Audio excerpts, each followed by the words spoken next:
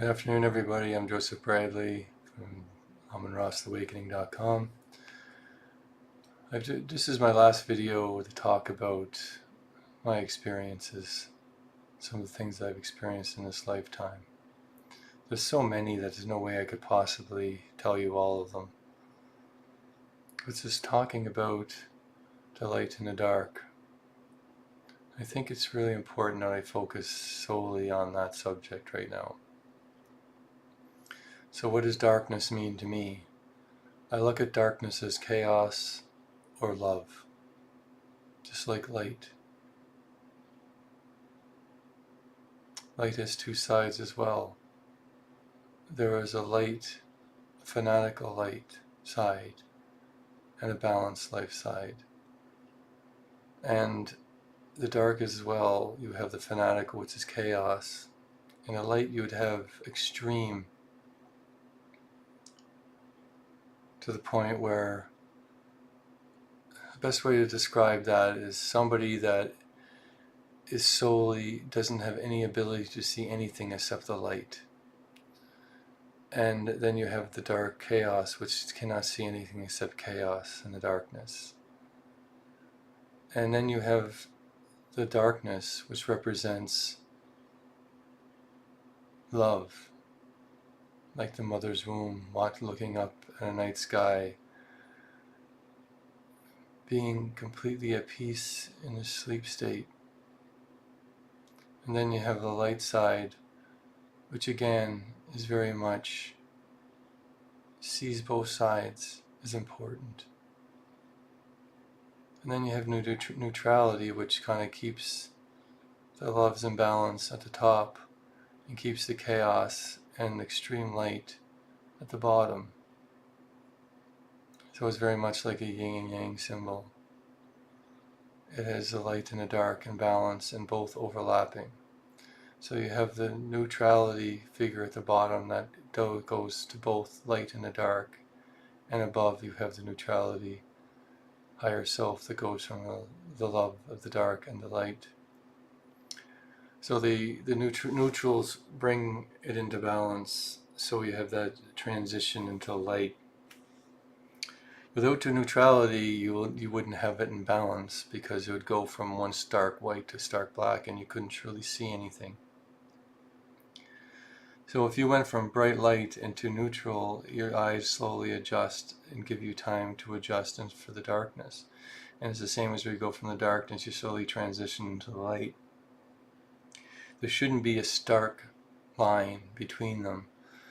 And they've done this to me a few times, gotten me to take dimensional spaces to widen the neutral part of it, so people have more of an ability to transition from one place to another, so it's not so much of a shock, so it's easy to go from one place to another. It gives people time, it gives people spirits time to travel from one to the other.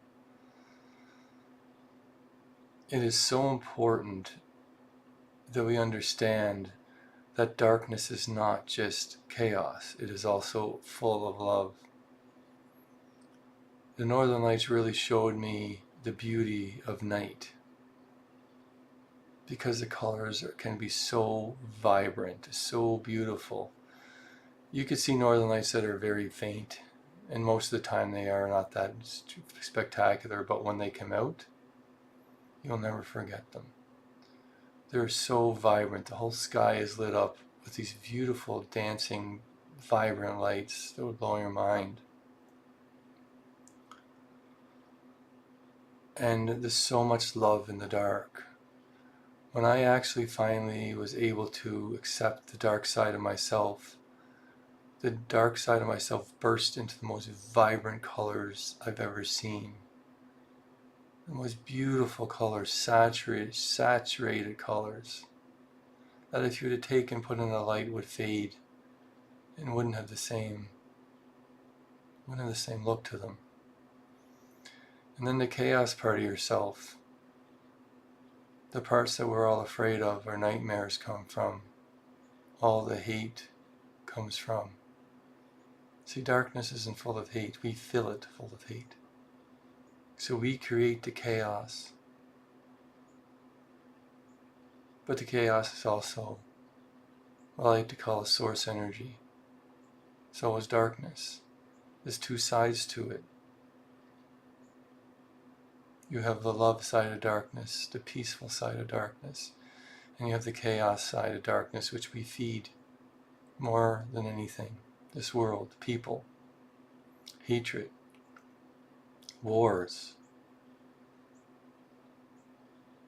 They feed the chaos part, which then stays within the earth.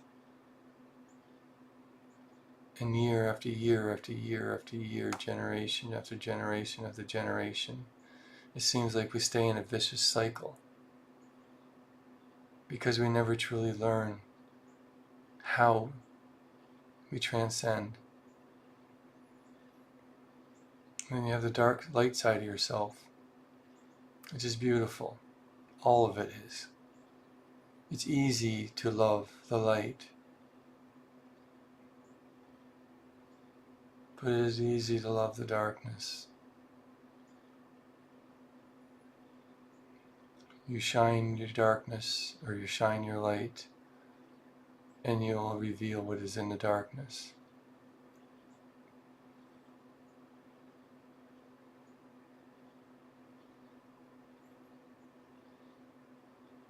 But what about the dark things you can't let go of in the light that don't get transformed in the light? I've came across these, and it's not easy to transform because they don't transform into the light. If it does, it takes extreme light.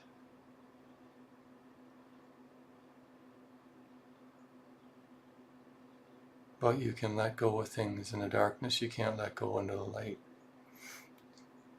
That's when we sleep at night, we wake up feeling better every night because we release a lot into the darkness every single day we don't even realize.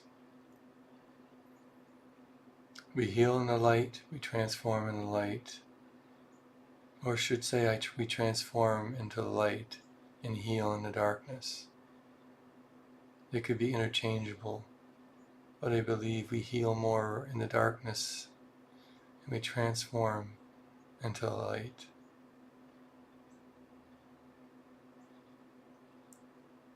If you go in a completely black room, and they showed me this many times in a journey state, that I'm in a dark space, void, very, very peaceful. There's no chaos in this darkness.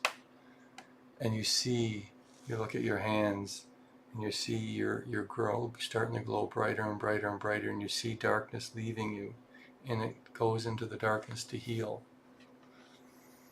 And you grow brighter and lighter because you feel yourself get lighter. We forget about that part. So what's that say about the spirits that reside in darkness? Are they all evil? No, they're not. Is there spirits that can go from one to the other? Very much so. There's sometimes spirits can go everywhere, but not that many of them can. Or maybe there's more than they realize. But there's always ones that can go into the light. Can they go into the highest? No, they can't. But there's some that can go everywhere, I said. So what makes them different from the rest? Well, my understanding, and this doesn't really matter because it's my understanding, what people might say, whatever they want. If you take souls that choose the hard path, that choose the life, that have chosen lives for everybody to learn from, to grow. So for instance, let's take the word Lucifer, that everybody seems to cringe when they hear it, but some do not because they start to maybe understand what it's about. My understanding is Lucifer is that he was one of the brightest souls in heaven, and you do say that. But the difference between this story and a biblical version is that my understanding is that Lucifer chose to come here to learn. He was asked by God to do that. not forced down by Michael, not forced down by God. He chose this path. So what happens to a spirit like him that was one of the brightest souls in heaven that chose to go one of the darkest paths that souls can take? What happens to a soul like that when it comes back into the light and gets transformed, which I believe that is exactly what is happening, because I've been helping him. And why not? Just think of it this way. If Lucifer is beyond hope, then so are we. I don't believe anybody's beyond hope. I believe the illusions are cast out there for us to look at things and say, wait a second, this makes no sense. How can we condemn things for eternal hell when that hell is creating hell on earth? The only way that we can truly stop hell from happening on earth is to transform ourselves, transform the spirits that are trapped within the earth, that are in that state, so they can transform back into balance, come back into the light and balance. And that way the yin and yang will be completely in balance. So if Lucifer comes back, takes the dark side of himself, and transforms it back in with the light so it can become balanced, what then happens to Lucifer? He becomes a person or an angel or spirit that can go anywhere from the darkest place to the lightest place. Whereas maybe that is our journey, is to learn to do that exactly that way. Maybe souls like Lucifer did this, so every single person will be able to go from the darkest places to the lightest places at will.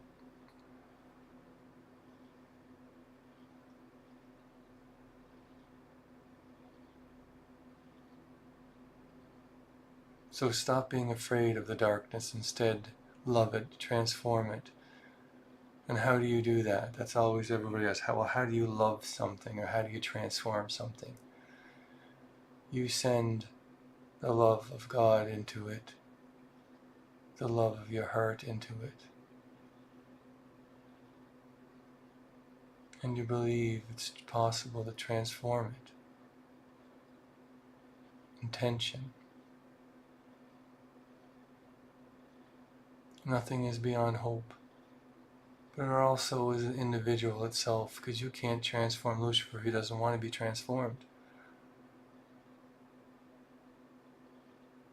But I have transformed parts of him because he wanted to be.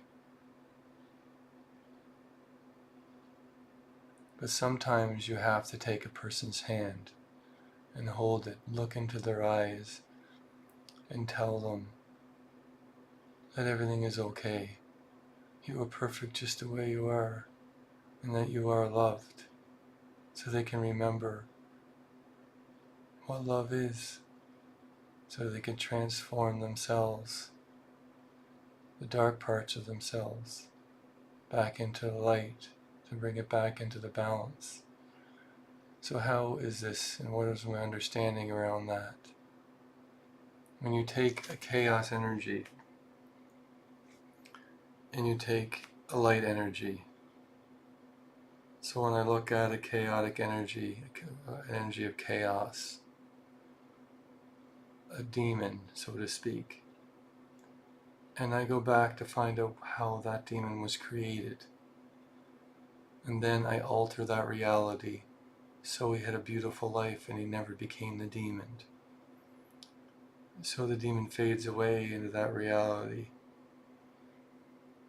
What's left is a chaos version that is in balance with both.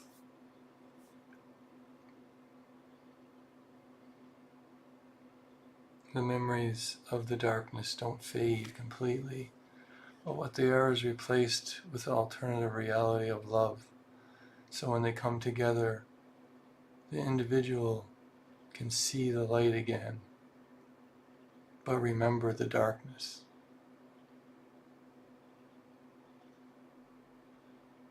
But in a balanced way. So all the memories fade, so they're not so harsh, they're not so loud.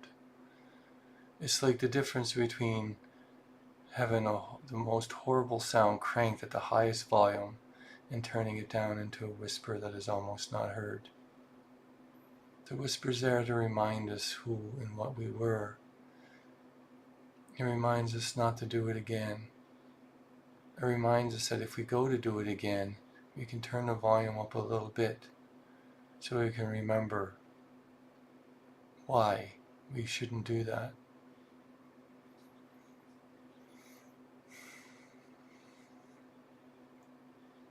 So light and dark, without one or the other, it's not complete. We need each other in balance in order to be enlightened,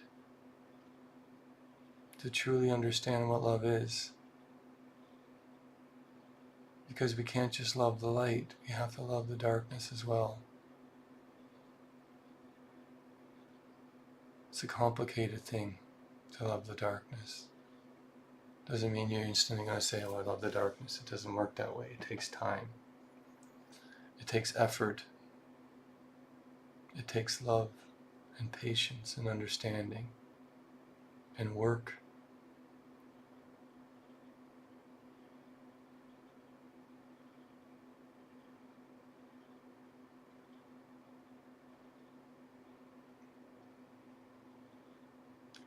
I'm Joseph Bradley. And if you wish to do a session with me, you can visit my website at www.amonrosawakening.com. And you can check out my website for my Northern Lights at www.josephbradleyaurores.com. Thank you very much, and I hope all this information helps you understand yourself just a little bit more. To give you the courage and the strength to bring yourself back into balance, and to love each other, and to understand that every single person on this world is perfect just the way they are, and deserve the same respect as everyone else. Thank you very much, and have a great day.